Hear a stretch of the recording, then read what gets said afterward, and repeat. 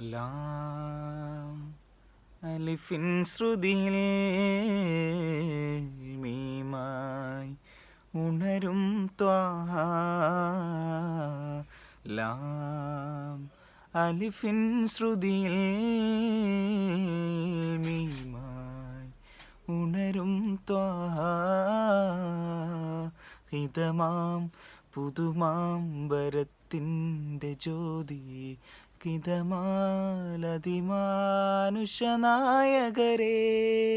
ഹിതമാം പുതുമാം വരത്തിൻ്റെ ജ്യോതി അതിമാലതിമാനുഷനായകരേ.